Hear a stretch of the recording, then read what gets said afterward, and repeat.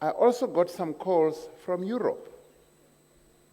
And the calls were so paternalistic.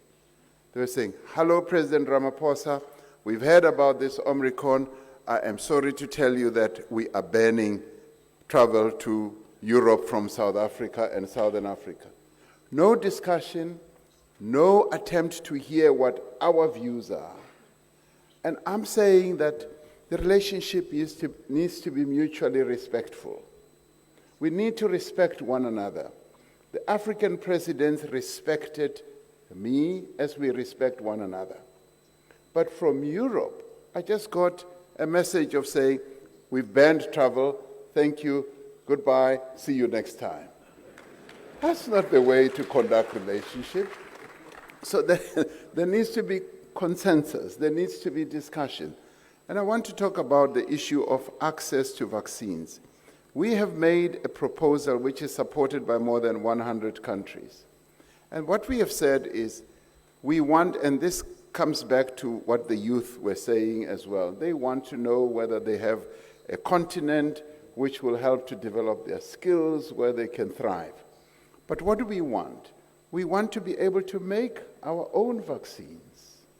And we will deal with the issue of reluctance for our Africans to take vaccines. But we want to make vaccines. We don't just want to fill and finish and package, which is what we are being offered. That we want you to build a capacity to fill, finish, and package, and we will send you the drug substance. And we say, no. We want you to relax the intellectual property rights for a while so that we can make the drug substance, because we have the capability. And there are quite a number of countries on the continent that can.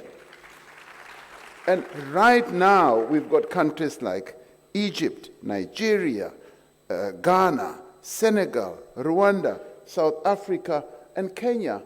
Easily, they have the capability, the manufacturing capability, and we are saying we want to be able, we want to go beyond just getting the substance from Europe or wherever, filling and distributing. We want to make the drug substance, because that is where the intellectual property resides.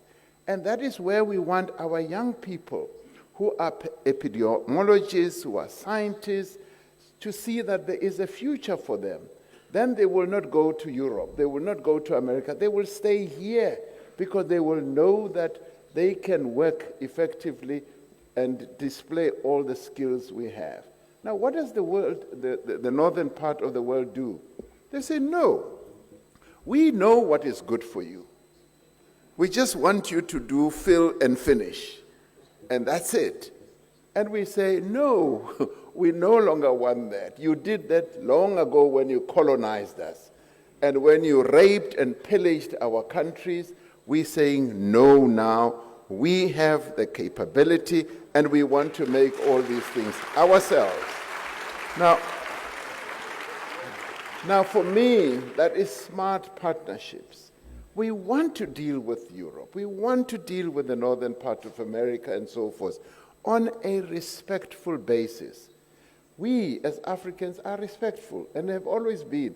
And maybe that's where our mistake is. That's why we were colonized in the way that we were colonized, because we respect too much. And we say, respect us as well. Now, coming to the question you raised, there are quite a number of issues that we have to embark upon for our recovery. Obviously, we have to improve our health systems.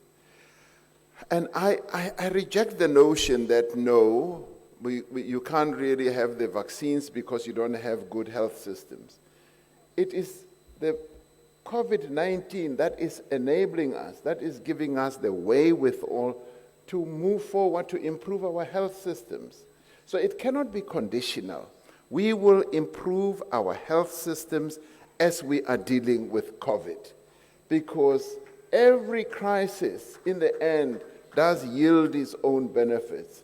And they say, right now, it's a crisis, and we are coming up with various methods of improving our health systems. The second one, obviously, is economic recovery, the integration of our continent, precisely what we are working on.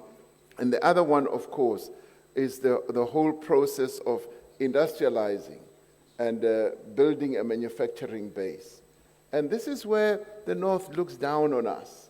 They say, no, you don't have, the wherewithal and all that. And we say, we are building it. And the other one is infrastructure. The infrastructure build that you're seeing here in Senegal is phenomenal. This is a country on the move.